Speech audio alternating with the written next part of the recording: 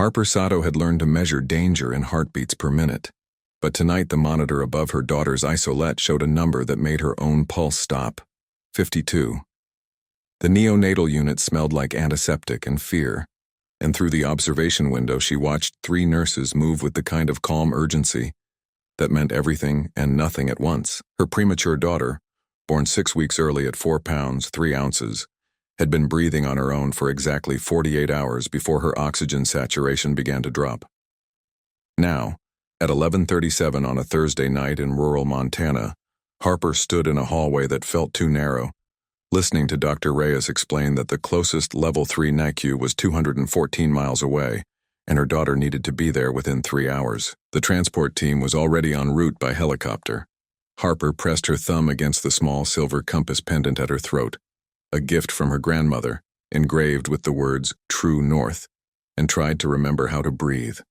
She had faced impossible choices before, but never one that weighed 4 pounds and 3 ounces. St. Catherine's Regional Hospital sat at the edge of Whitmore, a town of 11,000 people where everyone knew your name and half of them knew your business. Harper had moved here 9 months ago, pregnant and alone, to take a position as the high school's vice principal, a job that promised stability, anonymity, and a fresh start.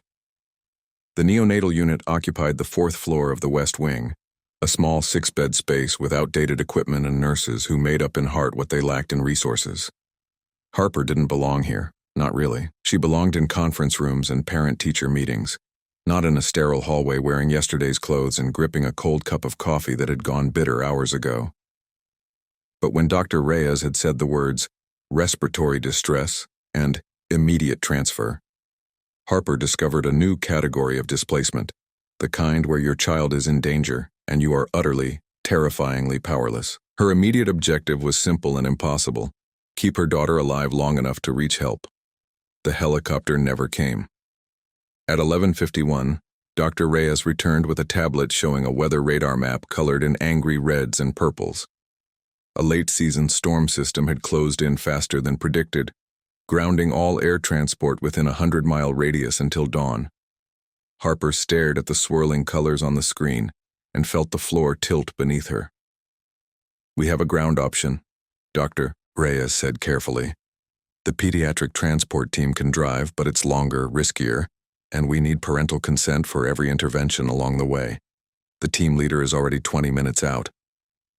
Harper started to nod, then froze as the nurse behind Dr. Reyes glanced down at her tablet and said, "Lead physician is Dr. Ethan Valdez, board certified in pediatric critical care, 8 years with Mountain States Transport." Harper's coffee cup slipped from her hand. It hit the linoleum floor with a wet crack, splashing brown liquid across white tile. Everyone turned to look at her. "I'm sorry," she managed, her voice sounding far away. I know him." That was the understatement of her life. Ethan Valdez wasn't just someone she knew. He was the man she had married at 24, divorced at 27, and hadn't spoken to in 3 years. By the time the transport team arrived at 12:13, Harper had composed herself into something resembling functional. She stood in the consultation room while Dr. Reyes explained the protocol: ground transport in a specialized vehicle, continuous monitoring, parental presence required for consent, estimated travel time of 2 hours and 45 minutes depending on road conditions. Then the door opened and Ethan walked in, and Harper forgot how to breathe again. He looked older, sharper somehow, with new lines around his eyes and silver threading through his dark hair at the temples. He wore navy scrubs and carried a weathered leather medical bag, and when his gaze found hers, she watched recognition hit him like a physical blow. For 3 seconds, neither of them spoke. Then Ethan said, "Harper," in a voice that carried equal parts shock and something she couldn't name, and Dr. Reyes looked between them with dawning understanding. The rules were established quickly, professionally. Harper would ride in the transport vehicle. Ethan would lead the medical team. Every intervention required verbal consent. They would maintain strict professional boundaries. No personal conversations unless medically necessary. Harper's daughter, Lily Rose Sato, 4 pounds 3 ounces, 34 weeks gestational age, was the only thing that mattered. Ethan met Harper's eyes and said, "I need you to trust me." Harper touched her compass pendant and replied, "I don't have a choice." They loaded Lily into the mobile isolette at 12:36, and Harper climbed into the back of the transport vehicle beside a young nurse named Kimberly Chen, who explained each piece of equipment in a calm, steady voice. Ethan sat across from the isolette, his hands already checking monitors and adjusting settings with the kind of precision Harper remembered from watching him study in medical school. They pulled out of the hospital parking lot into rain so heavy the windshield wipers could barely keep pace. 10 minutes into the drive, Lily's oxygen saturation dropped to 87%.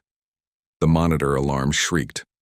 Ethan's voice cut through the noise, clear and commanding. "Kimberly, increase oxygen flow to 0.5 liters. Harper, I need verbal consent to adjust her ventilation support." Harper's throat closed. She stared at her daughter's tiny chest rising and falling too fast, too shallow. "Harper." Ethan's voice softened just slightly. "Look at me.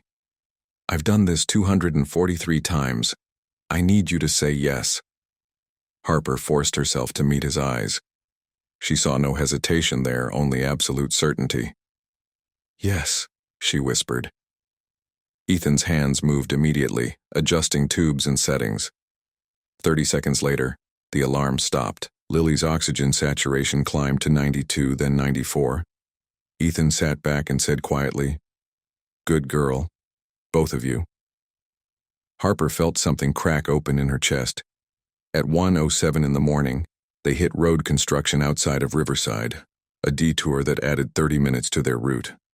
The driver, a man named Marcus Webb who had been doing transport runs for 15 years, navigated the dark country roads with careful precision while rain hammered the roof. Inside the vehicle, the atmosphere had shifted into something almost comfortable. Kimberly asked Harper about Lily's birth, and Harper found herself talking about her water breaking during a faculty meeting, the principal driving her to the hospital at 80 miles per hour, the terrifying beauty of seeing her daughter for the first time. Ethan listened in silence, monitoring Lily's vitals, occasionally making small adjustments. Then Lily's heart rate spiked to 190. Ethan leaned forward immediately, his fingers gentle on Lily's tiny arm. "She's in pain," he said.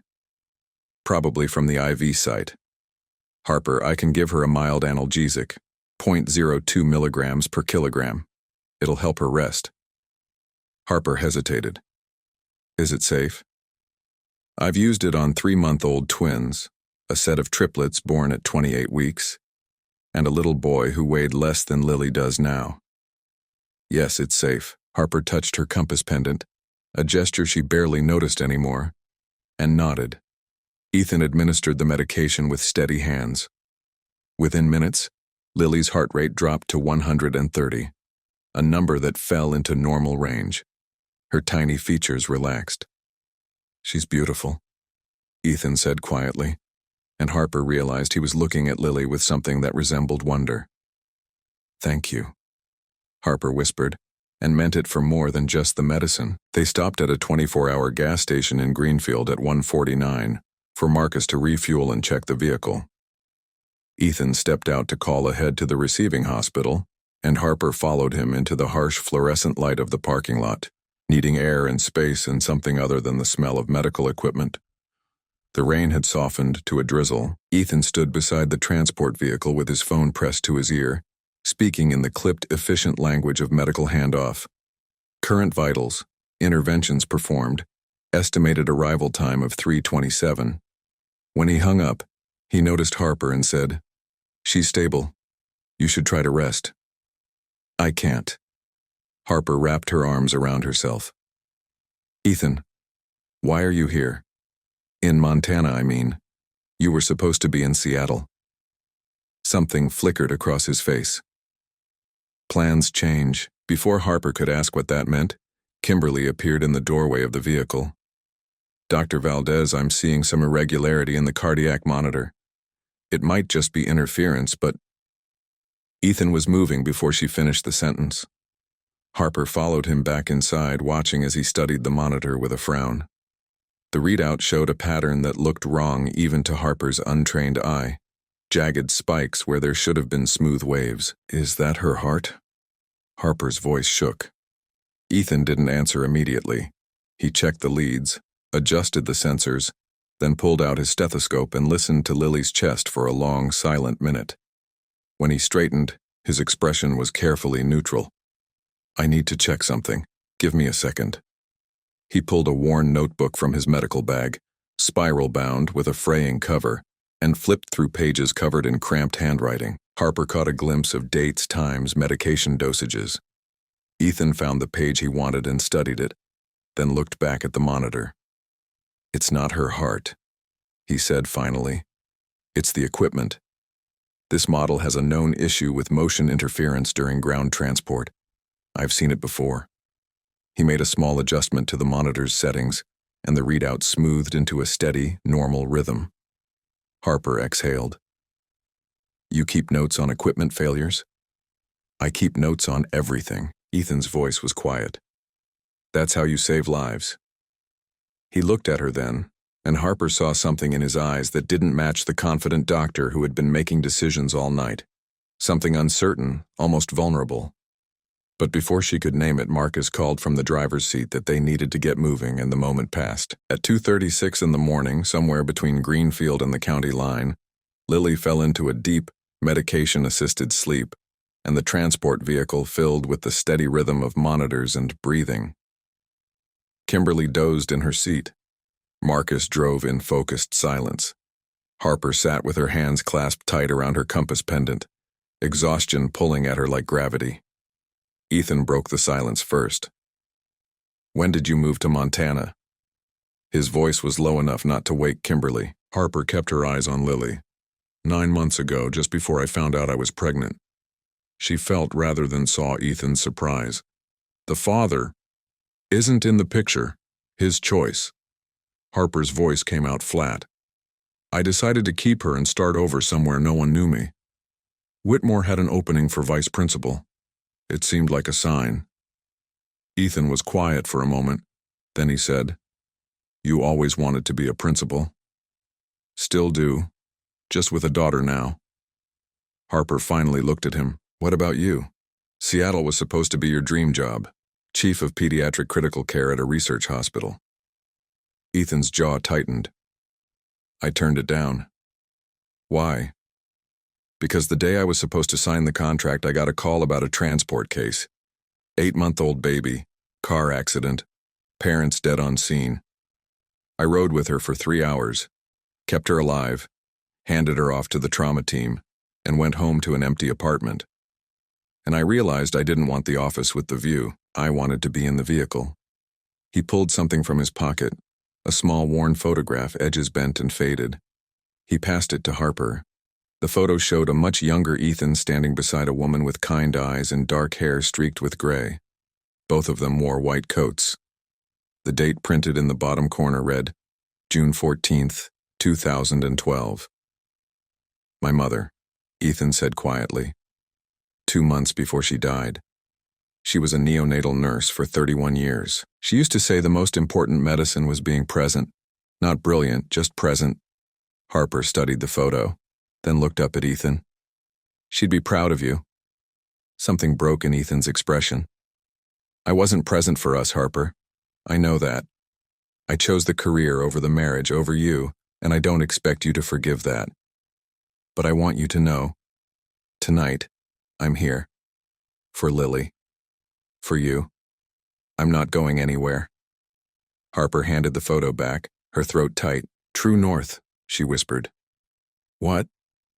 "Something my grandmother used to say. When you're lost, find true north. I'm still figuring out what that means." Ethan nodded slowly, then tucked the photograph back into his pocket, right next to what looked like a small wooden compass, worn smooth with age. At 2:58, 30 minutes from the receiving hospital, Ethan did something that changed everything. Lily's temperature had been dropping steadily for 20 minutes. Not dangerously, but enough to warrant attention. Standard protocol was to increase the isolet's heat and monitor. Instead, Ethan leaned forward and carefully, gently, placed his bare hand against the clear wall of the isolet beside Lily's head. "What are you doing?" Harper asked. "Kangaroo care principle," Ethan said softly.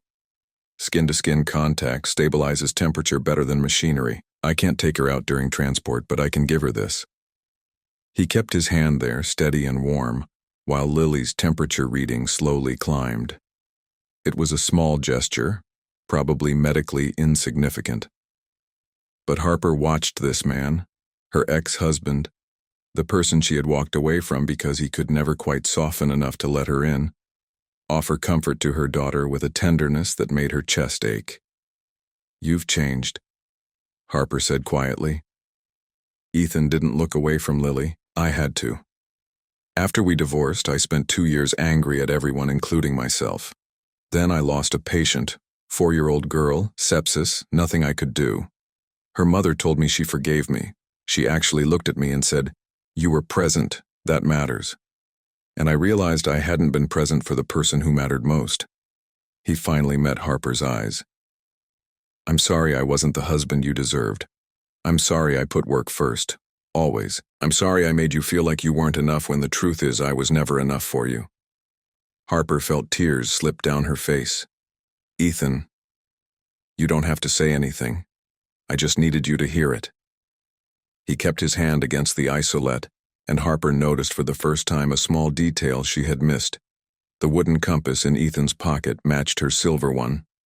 Not identical, but clearly a pair, his carved from dark walnut, hers cast in sterling. They had bought them together on their honeymoon, in a tiny shop in Vancouver. "Find your way home," the artist had said. Ethan had kept his. Somewhere in the back of Harper's mind, 3 pieces of information began to crystallize. The photo of Ethan's mother had a date, June 14, 2012, which was exactly 3 years before their divorce. The wooden compass was still in his pocket after all this time, and the notebook full of equipment failures included dates that would be easy to verify. She filed that information away, uncertain what it meant, but certain it mattered. At 3:14 in the morning, 13 minutes from the hospital, everything went wrong. Lily's oxygen saturation dropped suddenly, 89%, then 86, then 82. Alarms screamed. Ethan moved immediately, checking tubes, adjusting flow, his hands fast, but controlled. "Kimberly, wake up. I need a second set of hands. Harper, step back, please." Harper pressed herself against the wall, her heart in her throat. She watched Ethan work with Kimberly, their movements choreographed and precise, while Lily's numbers continued to fall. 80%. 78. "She's not responding," Kimberly said, and Harper heard fear in her voice. "Ethan," Harper whispered. "Ethan, please." "I know." His voice was tight. "Harper, I need to intubate. It's invasive, but if I don't, she'll code. Do I have consent?" Harper couldn't speak. Her throat had closed completely. She stared at her daughter's tiny body, at the monitors flashing red warnings, at Ethan's hands already reaching for equipment. This was the moment she had feared most, the choice between certain harm and possible death. "Harper." Ethan looked directly at her. "Trust me." Harper thought of the photo of his mother, the wooden compass, the notebook full of careful, meticulous notes, the hand pressed against warm glass. She forced herself to say, "Yes, do it." Ethan intubated Lily in 47 seconds. The alarm stopped. Lily's oxygen saturation climbed slowly back toward 90%. But as Harper exhaled in relief, her phone buzzed with a text from an unknown number. "Heard you're working with Dr. Valdez tonight. You should know he was suspended from Seattle Mercy for 3 months last year. Ask him why." A concerned colleague. Harper stared at the message, ice spreading through her veins. She looked up at Ethan, who was focused entirely on Lily, his expression calm and professional. The same hands that had just saved her daughter. The same man who had just asked her to trust him. A man who had apparently been suspended from a major hospital and never mentioned it. Harper's finger hovered over her compass pendant, but she didn't touch it. Instead, she heard herself say, very quietly, "Ethan, Seattle Mercy, 3 months." She watched him freeze. Ethan's face went completely blank. "Harper, were you suspended?" "Yes." His voice was flat. For 3 months starting May of last year. Medical board review. The transport vehicle seemed to shrink. Kimberly glanced between them, confusion and wariness on her face.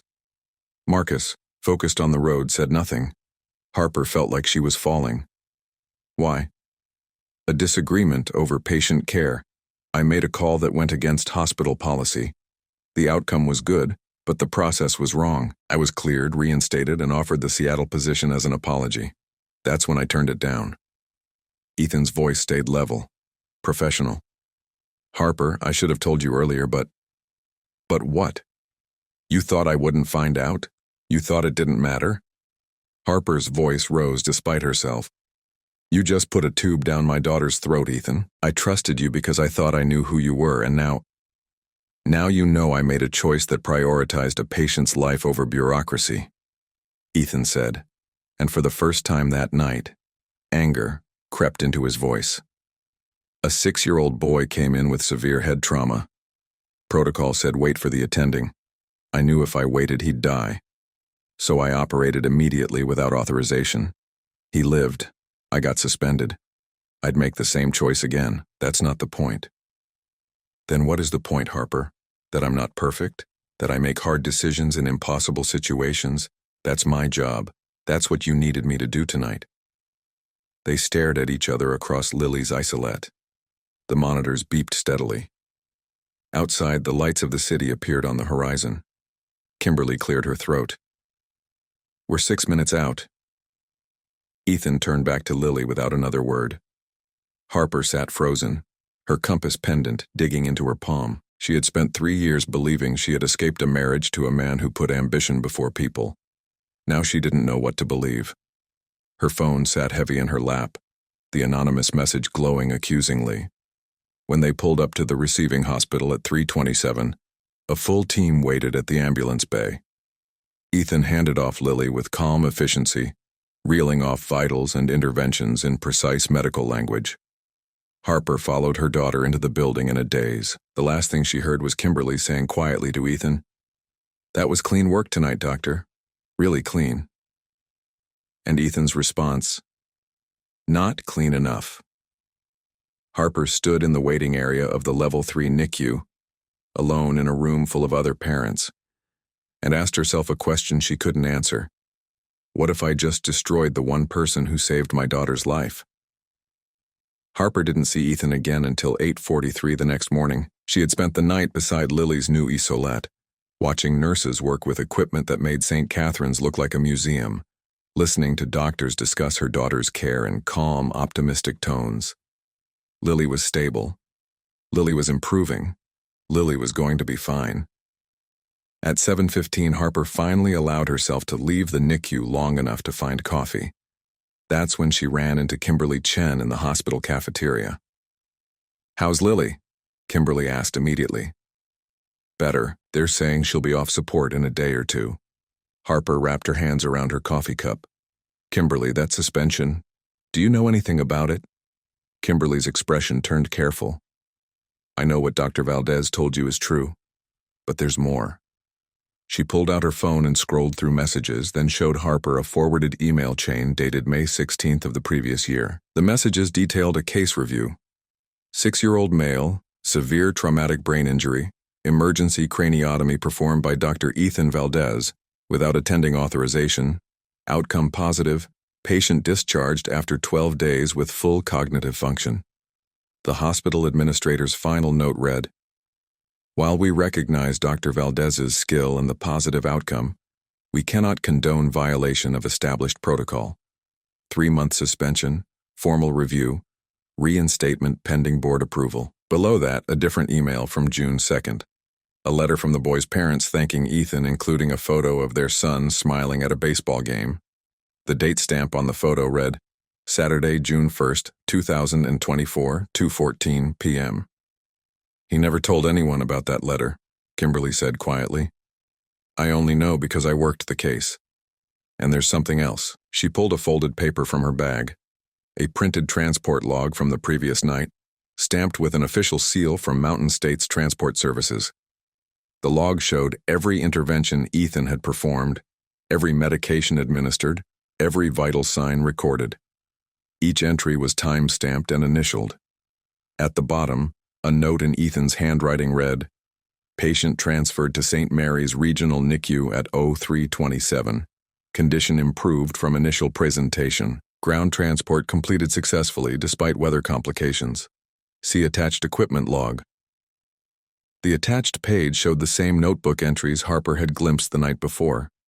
Detailed notes on the cardiac monitor issue, complete with model number, date of previous occurrence, and resolution method. "He documents everything," Kimberly said. "Every transport, every complication, every equipment failure. That notebook goes back 4 years. It's saved 3 lives that I know of." Harper stared at the papers. "Why are you showing me this?" "Because you looked at him last night like you didn't know whether to trust him. And I've worked with a lot of doctors, Ms. Sato. Dr. Valdez is the one I'd want if my kid was dying." Harper took the papers with shaking hands. At 9:07, she found Ethan in a small consultation room, finishing his shift report. He looked exhausted, still wearing yesterday's scrubs. Harper stood in the doorway and said, "I need to talk to you." They walked to a quiet corner of the hospital's garden courtyard, where early morning sun slanted through trees and the only sound was distant traffic. Harper pulled out the printed transport log and the email chain. "Kimberly gave me these." Ethan barely glanced at them. That was her choice. "The boy from Seattle. You saved his life." "I did my job." "Ethan, stop." Harper's voice broke. "Just stop being so damn professional for 1 minute and let me apologize. I got a text last night that made you sound like you were dangerous, and I believed it without asking questions. I was scared and exhausted, and I took it out on you. That was wrong." Ethan finally looked at her. "Who sent the text?" "I don't know. Unknown number." Harper showed him her phone. Ethan studied the message for a long moment, then said slowly, "I think I do." He pulled out his own phone and scrolled through old contacts, then showed Harper a name. Dr. Victoria Reeves, Seattle Mercy Hospital. She was the attending I bypassed. She pushed for a longer suspension, formal censure, even license review. When I turned down the chief position, she took it instead. I heard through the grapevine she wasn't happy about how she got it. Harper felt sick. "She tracked me down to sabotage you?" "She probably saw the transport dispatch and made a call to someone at St. Catherine's, got your number, and decided to cause trouble. It's petty but not illegal." Ethan's voice stayed calm. "Harper, I don't blame you for doubting me. That suspension is part of my record. You had every right to know." "You saved Lily's life," Harper whispered. "You sat in that vehicle for 3 hours and made impossible decisions and kept my daughter alive, and I accused you of being human, of making mistakes, of having a past that's complicated." Ethan stepped closer. "Harper, we both have scars from this marriage. I'm not asking you to forget them. I'm just asking you to see that I'm trying to be different." Harper reached into her pocket and pulled out her silver compass. She held it up, letting it catch the light. "I kept mine too." Ethan's expression shifted. Surprise, then something deeper. "You did?" "I never had the heart to throw it away. Even after everything, it reminded me that we used to know how to find each other." Harper took a breath. "Ethan, I don't know what happens next, but I know my daughter is alive because of you. And I know I want to find out who you've become. If you'll let me." Ethan pulled out his wooden compass and held it beside hers. They hung there together in the morning light, weathered and worn, and still pointing true. "Yes," Ethan said quietly. "I'll let you." The confrontation happened 2 days later, not because Harper planned it, but because Dr. Victoria Reeves made a catastrophic miscalculation. On Sunday morning at 10:45, Harper received a call from the hospital's patient advocate office. A formal complaint had been filed against Dr. Valdez by concerned colleagues, alleging unprofessional conduct during the transport. Specifically, that he had failed to disclose his suspension history to the patient's family and had performed unauthorized interventions without proper documentation. The complaint requested an immediate review of his transport credentials. Harper stood in Lily's NICU room, her daughter finally breathing on her own, and felt rage ignite in her chest. Who filed it? The complaint came through Seattle Mercy's Quality Assurance Office, the advocate said carefully. Dr. Victoria Reeves submitted it on behalf of no one, Harper interrupted. I'm the patient's mother. I'm the only person who can file a complaint about my daughter's care, and I'm not filing one.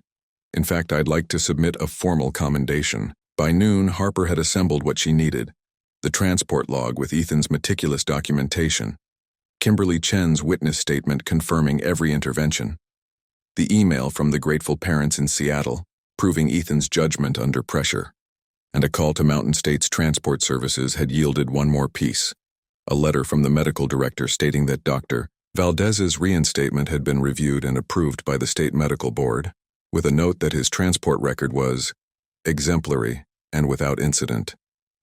At 1:37 that afternoon, Harper walked into St. Mary's Regional Hospital's administrative conference room where Dr. Victoria Reeves was meeting with the hospital's chief of staff to discuss the complaint. Harper had not been invited. She came anyway. Ms. Sato, the chief of staff began, clearly surprised. This is about my daughter's care, which makes it my business, Harper said calmly. She set her folder on the conference table.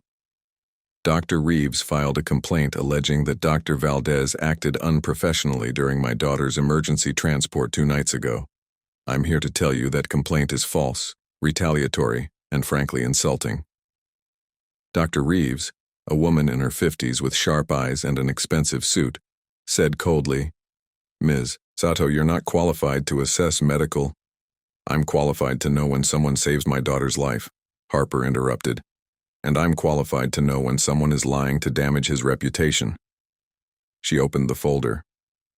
Here's the official transport log, stamped and filed, showing every single intervention Dr. Valdez performed, all documented, all within protocol, all properly time-stamped. Here's a witness statement from Nurse Kimberly Chen, confirming his conduct was professional and skilled. Here's his reinstatement letter from the state medical board. And here, Harper pulled out her phone and displayed the anonymous text. Here's evidence that you, Dr. Reeves, contacted me during an emergency medical transport to provide misleading information designed to undermine the treating physician, which I'm told violates about 4 different professional ethics guidelines. The room went very quiet. Dr. Reeves's face paled. I don't know what you sent this from an unknown number, but the hospital's IT department can trace it. And they will, if you push this. Harper's voice stayed level, but her hands trembled with anger. Dr. Valdez made a choice in Seattle that saved a child's life.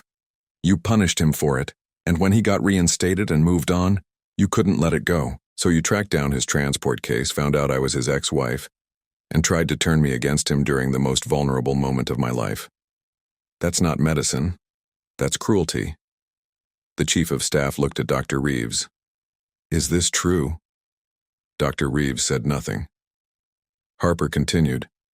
I'm withdrawing any implied consent for this complaint. In fact, I'm filing my own report with the state medical board about physician harassment, and I'm requesting that St. Mary's issue a formal letter of commendation for Dr. Valdez, recognizing his life-saving work during my daughter's transport. She met Dr. Reeves's eyes. You wanted to destroy his career because he was better at his job than you were at protecting protocol. But you forgot something. The families remember. We remember who showed up, who stayed, who saved our children, and we don't forget. Harper closed the folder. If you'll excuse me, I have a daughter to get back to. She walked out without waiting for a response. Behind her, she heard the chief of staff say quietly, Dr. Reeves, we need to talk about professional conduct. 2 hours later, Harper received an email from St. Mary's administration. The complaint had been dismissed. Dr. Valdez would receive a formal commendation, and Dr. Reeves had withdrawn from all involvement in the case. Ethan found Harper in Lily's room at 4:15. You didn't have to do that. Yes, Harper said simply. I did. 3 weeks later, Harper sat in a rocking chair beside Lily's crib, home now, in her small house on Maple Street in Whitmore, and watched her daughter sleep. 4 pounds and 11 ounces now, gaining weight steadily, breathing easily. The sound of her tiny heartbeat through the monitor was the most beautiful music Harper had ever heard. There was a knock at the door at 6:47 in the evening. Harper opened it to find Ethan standing on her porch, holding a small package wrapped in brown paper. "I hope this is okay," he said. "You said I could visit when Lily came home." "It's more than okay. Come in." They sat in Harper's living room, warm lamplight and quiet evening settling around them. Ethan handed her the package. "I made something. For Lily." Harper unwrapped it carefully. Inside was a small wooden box, hand-carved and polished smooth, with a tiny compass rose inlaid on the lid. Inside the box sat 2 objects, Ethan's wooden compass and Harper's silver one, nestled side by side in fitted grooves. "I thought maybe, when she's older, we could give these to her together," Ethan said quietly. "Tell her the story about finding true north. About how sometimes you get lost, but if you're willing to trust the compass, you can find your way back." Harper's throat tightened. "Ethan, that's beautiful. I also wanted to tell you something." Ethan took a breath. Seattle called again. "They offered me the chief position a second time, better terms, bigger salary. I turned them down. I told them I had something more important in Montana." Harper looked up at him. "Your transport work?" "That, and you, and Lily, if you'll let me be part of her life." Ethan's voice was steady but vulnerable. "I'm not asking for the marriage back. I'm not even asking for anything specific. I just want a chance to be present, to show you I've learned what matters, to be the person my mother taught me to be." Harper set down the box and reached for Ethan's hand. "I'd like that. I'd like that very much." They sat together in the quiet evening, no longer married but no longer lost either. Just 2 people who had found their way back to something honest and real. Later, after Ethan had left and Lily was asleep and the house was still, Harper opened the wooden box one more time. She lifted out the silver compass and felt the familiar weight of it in her palm. The inscription on the back read, "True North, forever." Not every love story ended with a wedding or a kiss or a perfect reconciliation. Some ended with something better. Clarity. The understanding that home isn't a place or a promise. It's the choice to show up, to stay present, to trust that the compass will guide you when the path gets dark. Harper had learned to measure safety in heartbeats per minute and courage in small midnight decisions. She had learned that true north wasn't about never getting lost. It was about having the strength to find your way back. She tucked both compasses back into the box side by side where they belonged. If this gave you courage, subscribe and tell us. What would you have done?